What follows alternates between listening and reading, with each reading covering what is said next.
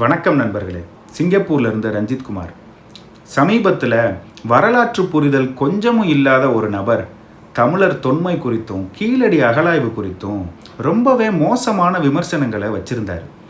இவர் மட்டும் இல்லைங்க, இந்த மாதிரி இன்னும் 2-3 பேருக்கு தமிழர்கள் தொன்மையை பார்த்தாலே வைத்தறிச்சல். இவங்களுக்கு 6ஆம் நூற்றாண்டிலேயே தமிழர்கள் கல்வி அறிவு பெற்றிருந்தாங்கன்னு சொன்னால் நம்ப முடியாது. அறிவியல் பூர்வமாக ஆய்வு செஞ்சு கொடுத்த கீழடி அறிக்கையை நம்ப முடியாது.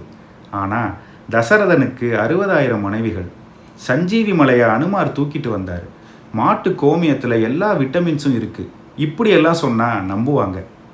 இதில் இருந்தே உங்களுக்கு இவங்க யாருன்னு நல்லா புரிஞ்சிருக்கும். இது போன்ற விமர்சனங்களுக்கு நம்ம பதில் சொல்லணும்னு அவசியம் இல்லை. ஆனால் நம்ம வரலாற்றை தரவுகளோடு தெரிஞ்சிக்க வேண்டியது ரொம்பவே முக்கியமான ஒன்றுங்க. அப்போத்தான் அதை சரியான தளத்துக்கு நம்ம எடுத்துகிட்டு போக முடியும். பானையை ஒரு குயவன் செஞ்சான், பக்கத்திலே எழுதுறதுக்கு ஒரு ஆள் இருந்து பேர் எழுதி கொடுத்தான். ஆனால் அப்போ தமிழர்களுக்கு கல்வி அறிவு இல்லை. என்ன ஒரு ஞானம்! அன்னைக்கு இவர் சொன்ன மாதிரி கல்வி அறிவு இல்லாதவங்களுக்கு மண்பாண்டத்தில் பெயர் எதுக்காக எழுதணும்?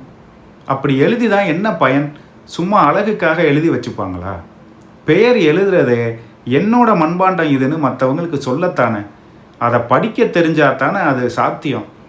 இவர் சொல்கிற மாதிரி ஒரு பயலுக்கும் படிப்பறிவு இல்லைங்கிற பட்சத்தில் பெயரை யார் தான் படிச்சிருப்பா? எதுக்கு தான் அப்படி எழுதணும்? இது வேடிக்கையான ஒரு விரண்டவாதங்க. உண்மையிலேயே ஒரே இடத்துல கிடைக்கிற பானை ஓடுகளில் எழுதப்பட்டிருக்கிற எழுத்துக்கள் ஒரே சீரான கையெழுத்தில் இல்லைங்க.